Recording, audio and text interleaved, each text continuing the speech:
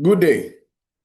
It's tariff season and everybody is eager to know the score. They want to know where they place in the reckoning of President Donald Trump as they want to trade and continue to trade with America. Countries are, at this very moment today, an executive order was signed that modified the executive order of April 2nd, where Liberation Day was announced that issued out and rolled out the first suite of tariffs against countries. Today, the new modified tariff structure was rolled out in this executive order preparatory to August 1st when they will kick in. And the surprise was that Canada now has 35% tariffs, whatever may have prompted that, we don't know. Mexico has escaped an increase in tariffs. These are neighbors of America, and these are countries that have a trade agreement with America.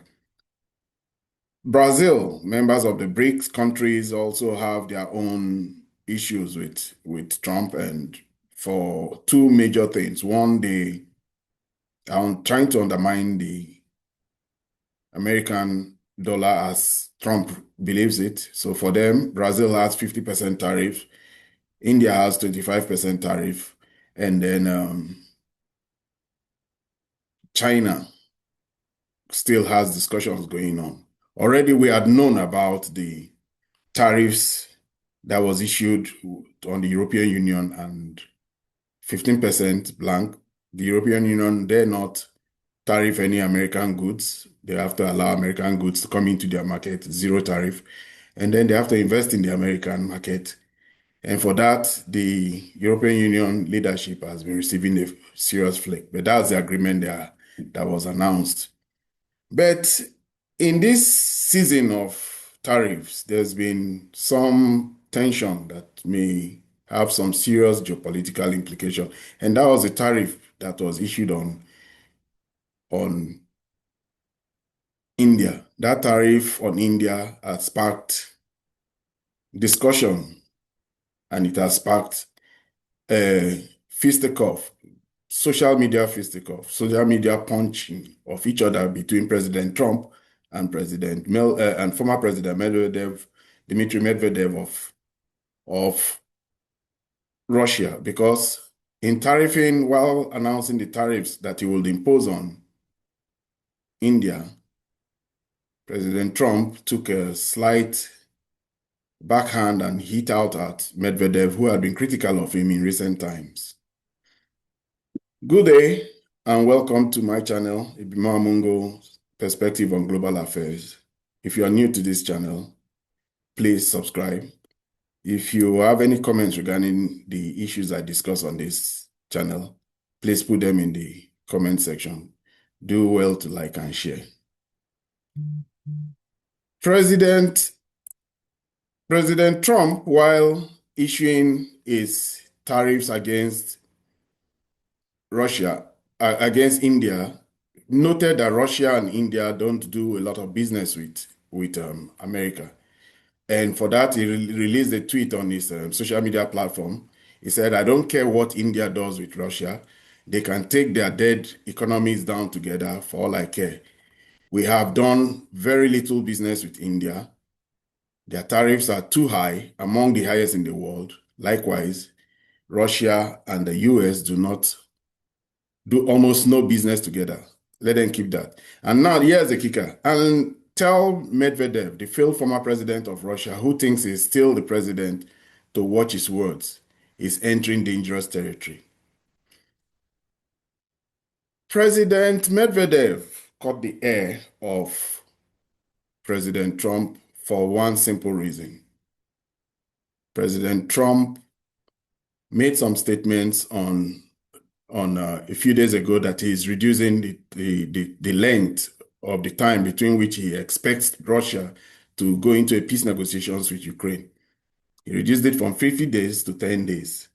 And for that, Medvedev made a statement himself. He made a statement to the effect that the American president cannot, he said, Trump's playing the ultimatum game with Russia, 50 days or 10 days, he should remember two things. Russia isn't Israel or Iran. Each new ultimatum is a threat and a step towards war, not between Russia and Ukraine, but with his own country. Don't go down the slippery road that Sleepy Joe, went through. This is a clear threat. This was a clear threat that President Medvedev was saying that Russia, be warned, Russia is not Iran. We could go to war, and that war will not be good. Already, some people are saying that Trump has threatened, or he has said prior that he could have taken out Moscow, he could have bombed Russia and taken out the whole leadership in Kremlin. So today, Medvedev responded and said Trump, by making that his first statement where he was criticizing Medvedev today for making dangerous statements, is showing nervousness. He said in a Telegram post that about Trump's threat against me on his personal Truth social media network, which he banned in our country. If some words from the former president of Russia trigger such nervous reaction from the high and mighty president of the United States, then Russia is doing everything right and will continue to proceed along with its own. About India and Russia's dead economies and entering very dangerous territory, well, let him remember this favorite movie is about the Walking Dead, as well as how dangerous the fabled dead hand can be. This is a very cryptic statement. The dead hand is a nuclear procedure that the Russians put in place where if the need comes, should one of the parties in a nuclear strike is initiated by, say, America or Britain, or then there's a decapitation of the leadership of the Russian state, they created a system where it's called the dead hand that can initiate and trigger nuclear retaliation, even if the Russian leadership is no more. So a case where you bomb and decapitate, as had been tried with the Iranians and has been successfully done with the Hezbollah, may not work with the Russians, and that's the threat that Medvedev is stating to Trump. In fact, one of the most known and most respected commentators on the Ukrainian war and other issues of geopolitics, a man called Scott Ritter, a man who has been involved with the Russian nuclear program because he was in charge of the nuclear disarmament talks between Russia and the Soviet Union and America. He had said that that dead hand is a potent and dangerous element of the Russian nuclear deterrent. He mentioned it clearly because he is very well aware of this. He is an expert, he knows about it, and he released it in a tweet today that the world is moving towards dangerous territory. When these two presidents, one former, one current, are making such threats, the world should take notice. The world is at a very serious place now. Trump already, we know, we had discussed that his domestic problems are making him to find all means and manner of deflecting issues from his Epstein challenges that he has. And he may just initiate a war. That's what some people think. Despite the rhetoric that he wants to have the nuclear peace prize, or I mean the Nobel Peace Prize, Trump has shown himself to be so duplicitous in this his second term that nobody really trusts anything he says, especially after he had initiated negotiations between Hezbollah and Israel, and on the day that they were to agree on the peace deals with Nasrallah was bombed and killed. Same thing too happened between Israel when he was doing negotiations with Russia, and at the same time, the nuclear fleet, bombing fleet of Russia was being attacked in Operation Spiderweb by the Ukrainians. The same also with having negotiations with Iran, and then while that negotiation was still ongoing, the Israelis struck and almost decapitated the whole of the Iranian leadership. So this has become something that people worry about, people who know the capacity of Russia. Russia is still the leading nuclear armed country in the world, and their suites of missile systems are formidable. A lot of people know that. It is that is the deterrent, and it is for that reason that despite all the support that the NATO countries are giving to Ukraine, none of them have dared to make any move at entering Russia or joining the war with combatants. All they've done is that they have been supplying military hardware to Ukraine. And this military hardware that has been given to Ukraine in the face of changing realities in the world now is about to slow, and is trickling now to Ukraine. And because of that, everybody is beginning to worry how they are going to send arms to Ukraine. The first and most important thing is that today, President Zelensky, last night, after his normal nightly interactions with the Ukrainian people, he said that he had come up with a new framework and had discussed how him and President Trump are going to work out the arms delivery to Ukraine. He wouldn't say how, but he says he has something that is planned. But beyond that also, we get a situation where when Zelensky was saying that he needed to provide more details, he didn't say anything. He just said that he has formed a new he has come to an agreement under which he will get arms from United States. That is not something many people believe. But the Germans, meanwhile, have agreed that they are continuing to give Ukraine a lot of arms. In fact, Germany just delivered 7 RST air defense systems to Ukraine. These air defense systems may not be as good as the Patriot missiles, but it is what is the Germans are able to produce, because the Germans have by far more productive capacity than they have in America, especially as the Patriot missile system is such a very scientific and very complex system.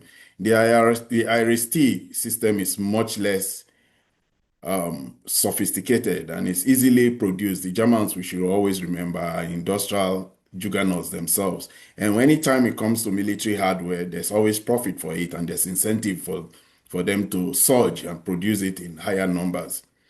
But despite all these deliveries, European Union diplomats are really worried about the fact that Trump may be leaving, and even though he's saying that he's going to give them access to buy arms from America and supply to Ukraine, the truth is that they worry seriously that he may be leaving them completely.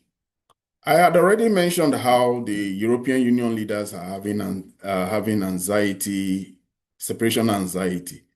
And this was exacerbated more when recently three country ministers from the 3 Balkan states of Lithuania, Estonia, and Latvia came to visit um, Petersgate. They came to Washington and they tried to see Petersgate and get assurance from Petersgate that the Americans will not be leaving Europe. They tried to convince Petersgate that the Americans should even increase their military deployment to the Baltic nations, because this is a big worry for them now. The Baltic states felt that they could make themselves available and make their territories available. In the Biden administration, Anthony Lloyd Anthony, then the Lloyd Austin, the former defense minister, then secretary, was always visiting these countries, the Baltic states, assuring them, Lithuania, Latvia, Estonia, but not this one. This one was he did what they call strategic ambiguity. He told them that he will let them know what is going to go on.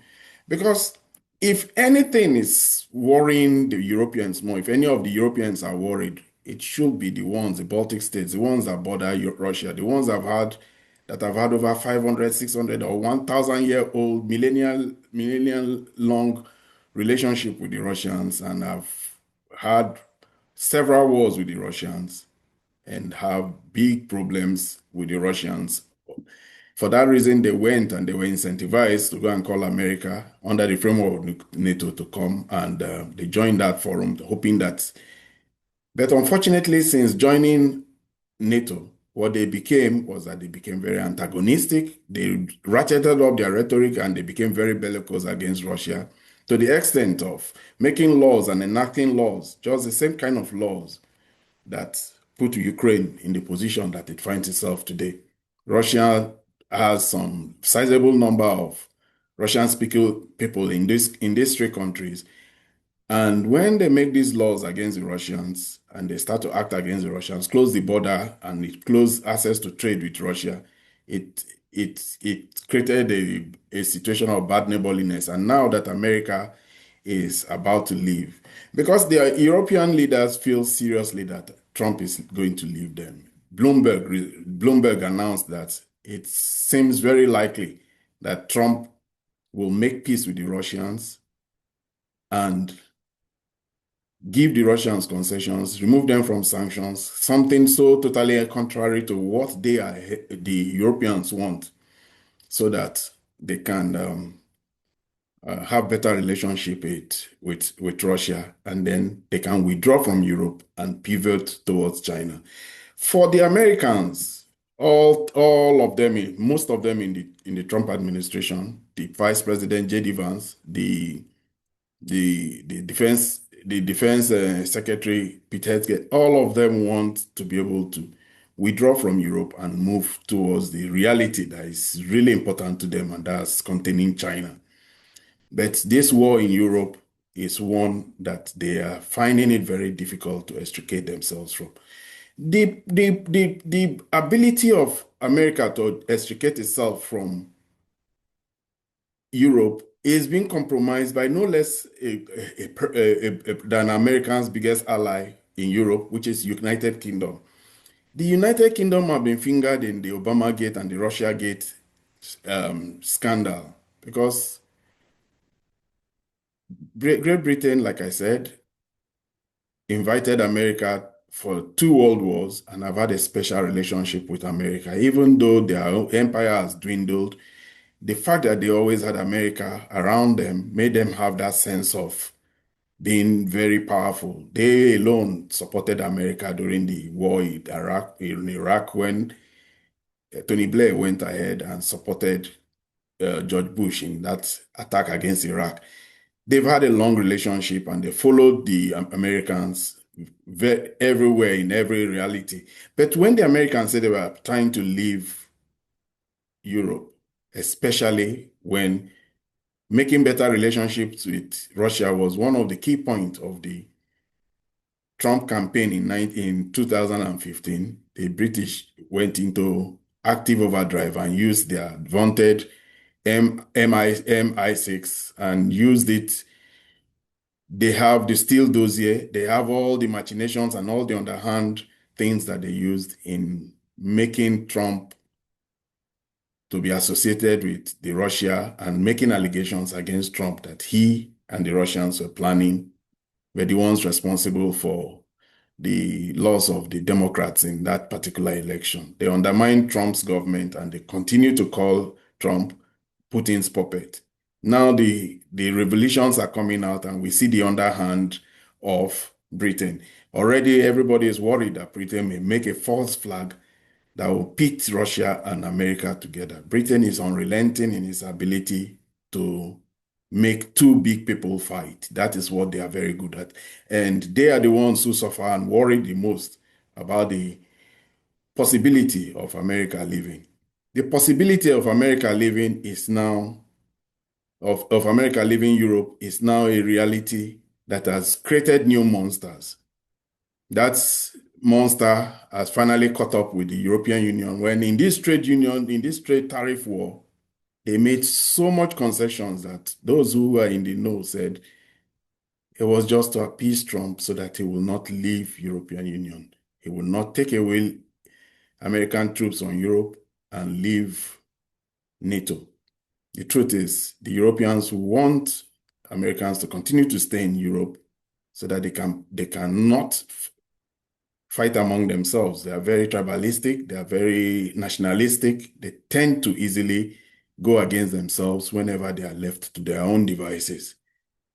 They need America to pacify that continent, and as America had pacified it. And even though they are using the Russian war as their excuse, Trump is not sold on that war. And we all know that Trump wants to leave. He's not a fan of Ukraine. And he has already told them that. But the anxiety that Trump may lead the pullout of America out of Europe was the reason why some people believe, the main reason why the Europeans under Ursula von der Leyen made that very, very one-sided agreement with Trump. The Europeans are trying to appease Trump so that Trump will not leave. That's a very big price they are paying. And yet, the tariffs is only one of their problems. Europe is not competitive anymore. Especially Germany, the powerhouse of Europe, is deindustrializing. Big institutions in Europe are losing money. Already we hear today that BMW, one of the biggest car makers in Germany, had a 25% decline in their profits.